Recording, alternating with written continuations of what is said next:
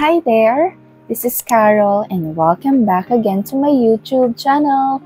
It's a new day, new video at bagong kaalaman na naman matututunan nyo sa video na ito. And for today's topic, ang ating pag-uusapan ay tungkol sa BPI personal loan.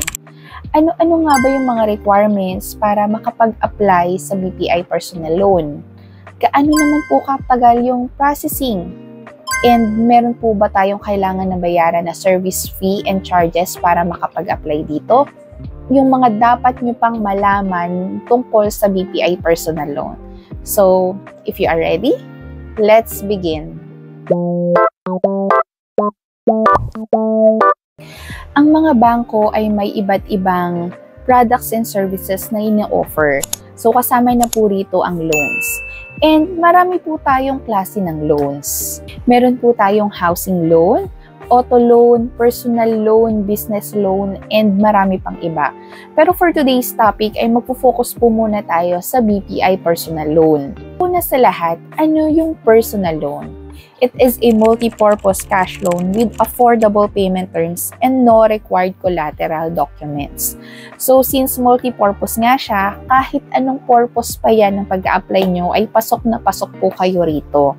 And ang maganda pa dyan ay affordable po ang ating mga payment terms, which ranging sa 12 months to pay up to 36 months to pay. So, nasa sa inyo po kung gaano nyo po katagal gustong bayaran.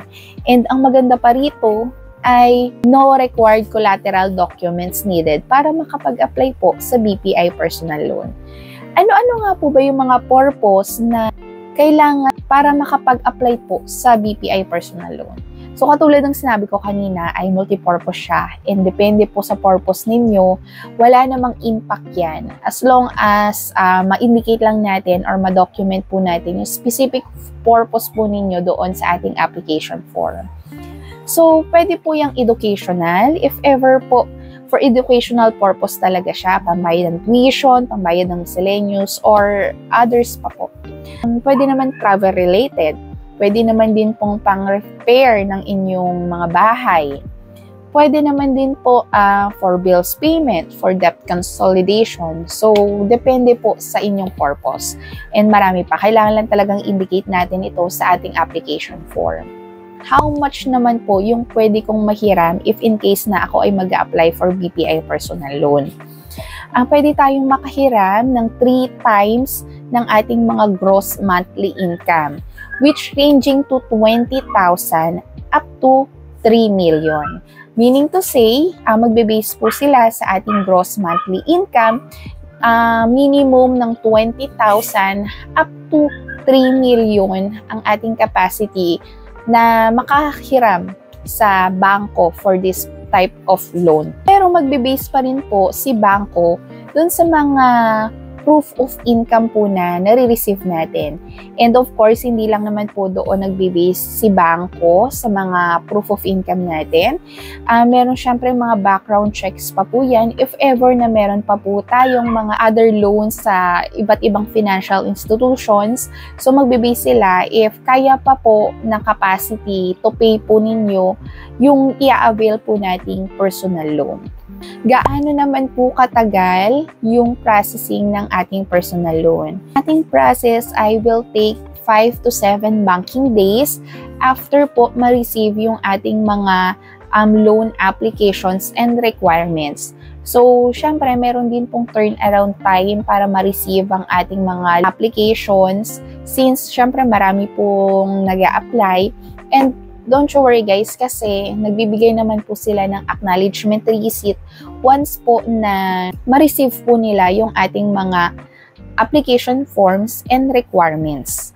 If in case po na tayo ay ma-approve for personal loan, yung mga signing documents po na ating kailangang pirmahan for this specific loan ay madi-deliver po doon sa mga nominated branch na gusto natin. Pwedeng doon sa branch kung saan tayo nag-apply or pwede naman po doon sa branch na mas malapit po sa atin. So, ino-nominate nyo naman yan once na ma-approve po kayo and may tatawag po sa inyo for confirmation. And pag tayo ay na-approve, yung proceeds po ng ating loan ay makikredit po doon sa ating mga deposit account.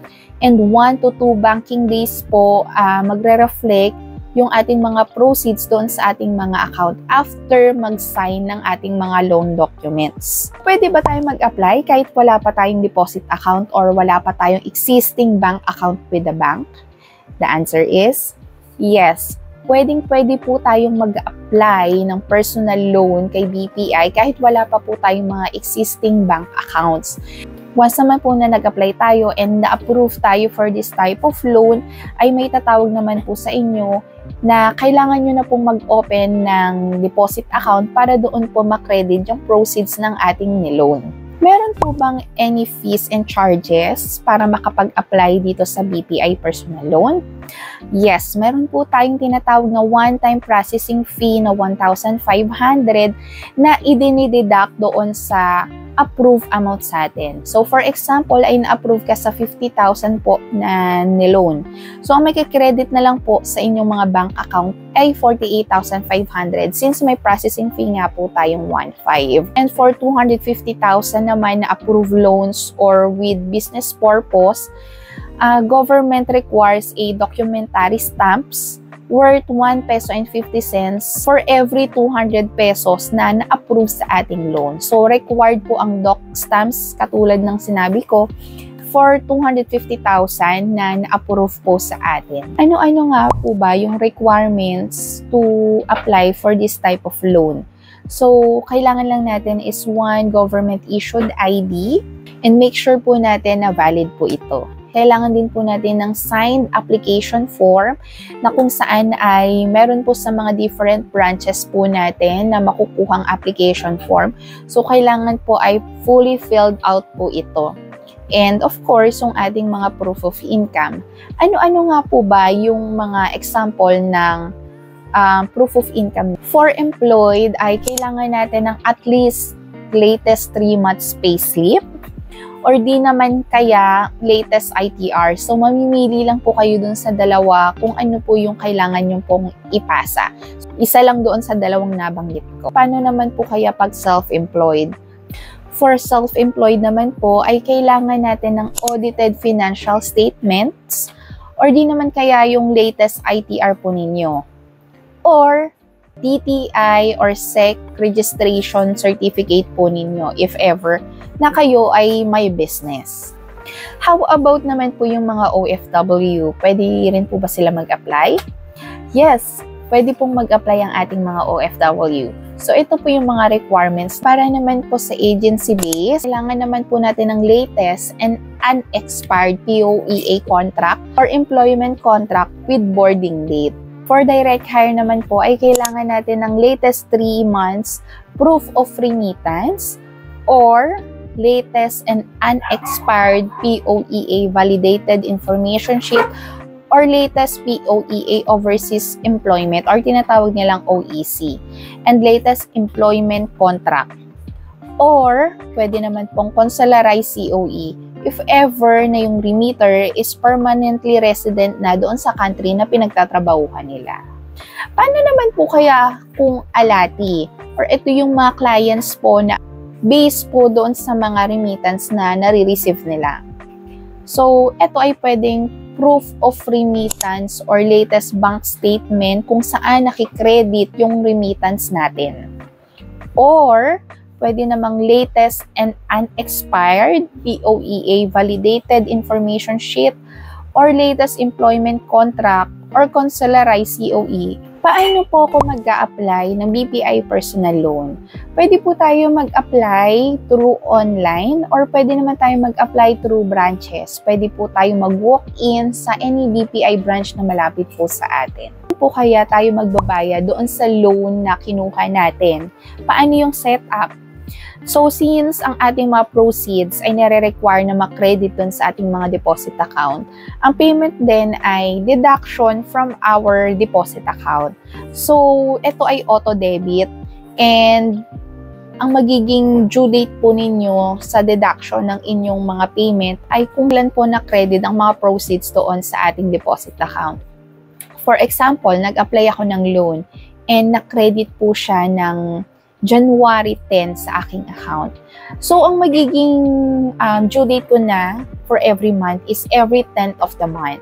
So, 30 days after makredit nung ating proceeds sa ating deposit account, ay doon po ako magkakaroon ng first payment. So, February 10 po ako magi-start na magbayad para doon sa personal loan na yon. And make sure natin na funded ang ating mga personal loan para may madeduct po si bangko doon sa payment natin for personal loan.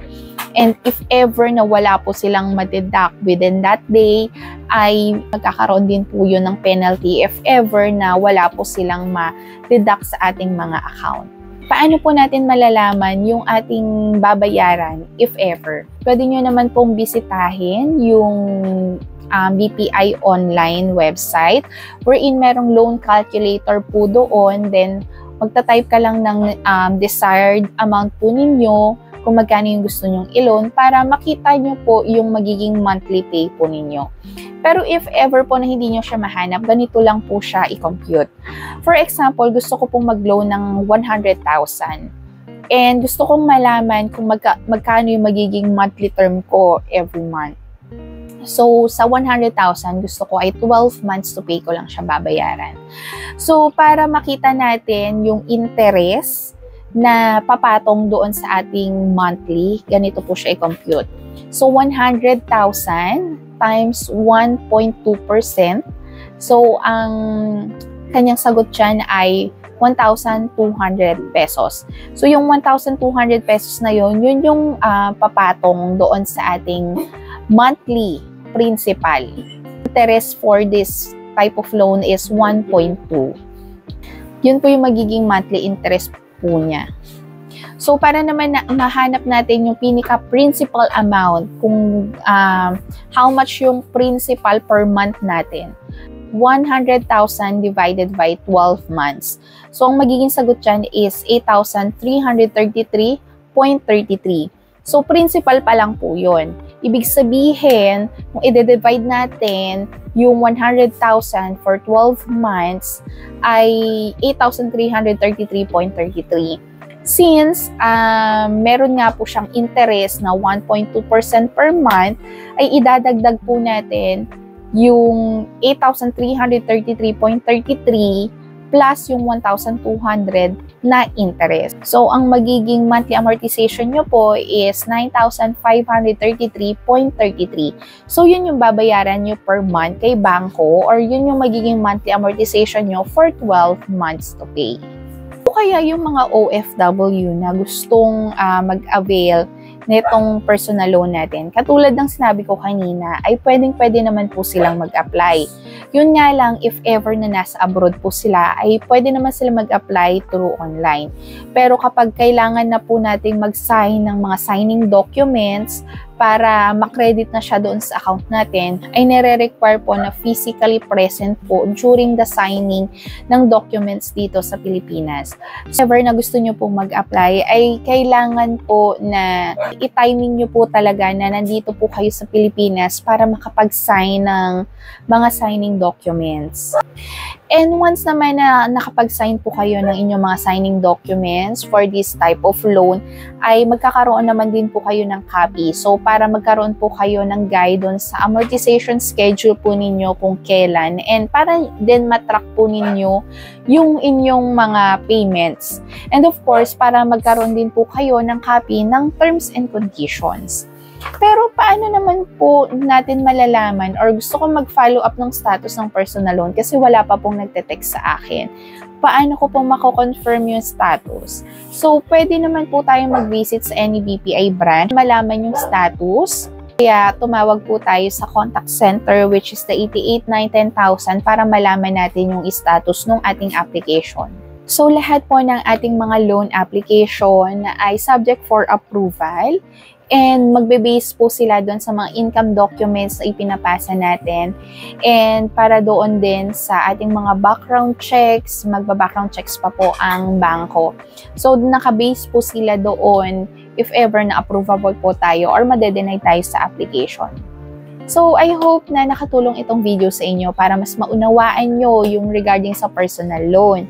And if ever na meron pa po kayong other questions o may mga questions ako na hindi ko na banggit or hindi ko nasagot dito sa video na to, I feel free to comment down below lang and itatry natin sagutin yan. So, don't forget to like, share, subscribe, and click the notification bells for more updates and more videos. So, until to the next vlog, guys. Bye-bye!